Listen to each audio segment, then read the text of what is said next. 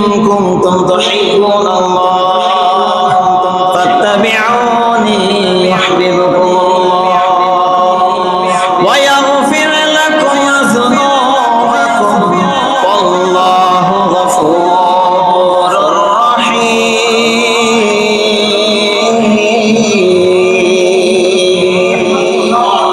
أنا مسلمان الله যায়েদ ইবনে আব্দি রাব্বি রাদিয়াল্লাহু তাআলা নবীদের কাছে বয়ান শোনার পর নবীদের খাটে আশিক রাসূল হয়েছে। শুধু নিজেই হন নাই, সারা দুনিয়ার লক্ষ লক্ষ মুসলমানদেরকে শিখিয়েছে আশিক রাসূল যদি হতে চাও তাহলে আমার মতো যার দাম কিতাবের ভিতরে লেখা আছে, এত দাম এত দাম এত যায়েদ ইবনে আব্দি রাব্বির সব কোনো ব্যক্তি হিসাব করে শেষ করতে পারবে না। আল্লাহর বান্দা নবীজির সাহাবী অনেক দূরে খেজুরের বাগানে কাজ করতেন, গরীব সাহাবী। যে সাহাবীর স্বপ্নে প্রথম আযানের শব্দগুলা দেখেছেন, এরপরে সেই শব্দগুলা বেলালকে শোনাইছেন। বেলাল মিম্বরে দাঁড়াইয়া সেই শব্দ দিয়ে আযান দিয়েছেন। সারা দুনিয়ার মুয়াজ্জিনদেরকে সে আযান শিক্ষা দিয়েছেন। আজকে কিয়ামত পর্যন্ত সব মুয়াজ্জিনরা যায়েদ ইবনে আব্দি রাব্বির স্বপ্নের দেখা আযানগুলাই দিতে হয়।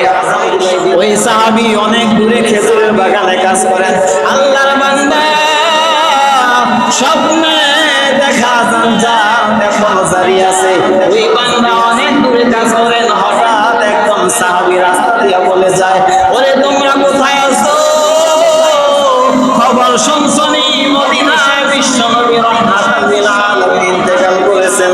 এই কথা শোনার পর যায়েদ ইবনে আব্দি রাব্বি নিজের হাত দিয়ে নিজের চক্ষুকে চেপে ধরেছেন। ওই চক্ষু চেপে ধরে বললেন, এখন যতদিন আমি মাঝে মধ্যে আমার মালিক থেকে ছুটি নিয়ে মদিনায় গিয়া আমার নবীর চেহারা দেখতাম, 1 বছর হোক 2 বছর হোক, 2 বছর পরও যদি নবীর চেহারা দেখতাম, 2 বছরের সব কষ্ট আমি ভুলে যাইতাম।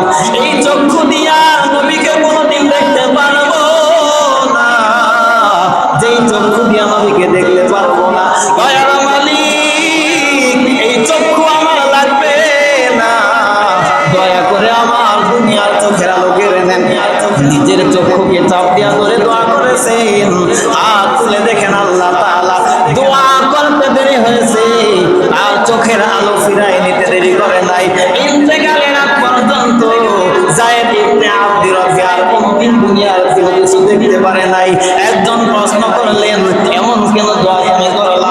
যায়েদ ইবনে আব্দি রাব্বি বলেন, দুনিয়াতে আমি আমার চক্ষু দিয়ে দুনিয়ার জিনিস দেখতে পাই না, কিন্তু রাতের বেলা যখন আমি ঘুমাই আমার ঘুমের ভিতরে প্রতিদিন স্বপ্নে আমার নবী দেখা দিয়ে যায়।